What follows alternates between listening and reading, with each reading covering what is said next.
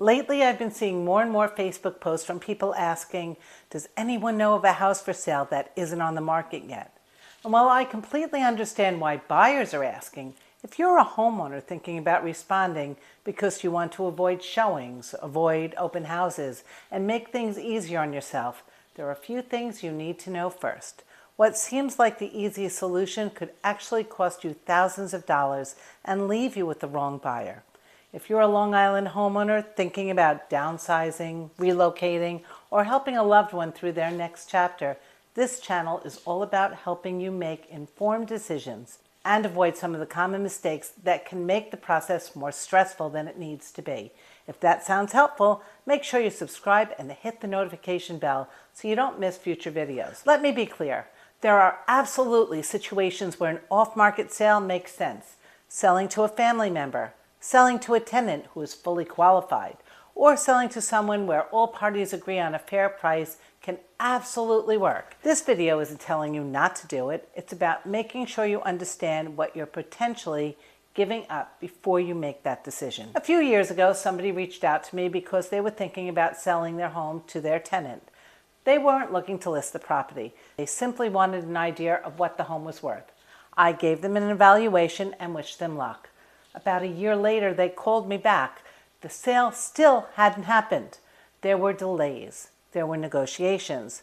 There were second thoughts. And after all that time, they were no closer to closing than when they started. We ended up listing the property, and once it was exposed to the open market, it sold for significantly more than what had originally been discussed. I've seen similar situations play out more times than you might think. Sometimes it's a tenant. Sometimes it's a neighbor. Sometimes it's a friend. Sometimes it's a relative. Everyone starts out excited because it seems easy. Then life happens. Financing becomes an issue. Family members get involved and start giving opinions. Timelines change. Buyers get nervous, and what was supposed to be simple becomes stressful. The biggest mistake I see homeowners make is focusing only on the offer price and not enough on the buyer. Because the best buyer isn't always the first buyer. The best buyer isn't always a neighbor. The best buyer isn't always the person who found you through Facebook. The best buyer is the one who can actually get to the closing table on terms that work for you. Can they qualify for the mortgage? Do they have the funds available? Are they asking for a seller's concession? Do they need to sell another property first? And can they work on your timeline? What happens if you need extra time after closing because you haven't found your next home yet? These things matter. And when you only have one buyer, you have no way of knowing if they're truly your best option. You're making a decision with very limited information. Then there's the issue of competition. In the seller's market, competition can drive the price up significantly. Most people understand that. But even in a buyer's market, exposing your home to the largest pool of buyers possible gives you the best chance of finding the strongest overall offer.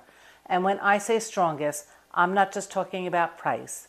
I'm talking about terms, the financing, the flexibility, the timeline, and the overall likelihood of getting to the closing table. Because a higher offer isn't always the best offer if a buyer can't perform. For most Long Island homeowners, their home is their largest asset. It's years of mortgage payments, improvements, memories, and hard work. For some people, it's the biggest part of their retirement. For others, it's an inheritance they're trying to protect. And if you're helping a parent or loved one through a transition, that home often represents a lifetime of sacrifices and memories. That's why I always tell sellers that while it's okay to feel empathy for a buyer, choosing who purchases your home needs to be treated like a business decision, not an emotional one. Because if that buyer changes their mind, can't qualify, can't meet your timeline, or ask for concessions you weren't expecting, you're the one dealing with the consequences. The Facebook buyer isn't necessarily the problem.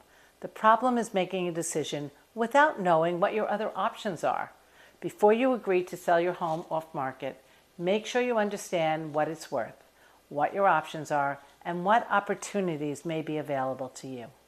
If you're worried about selling your current home and not having somewhere to go next, make sure you watch my video about coordinating the sale of your current home with the purchase of your next one.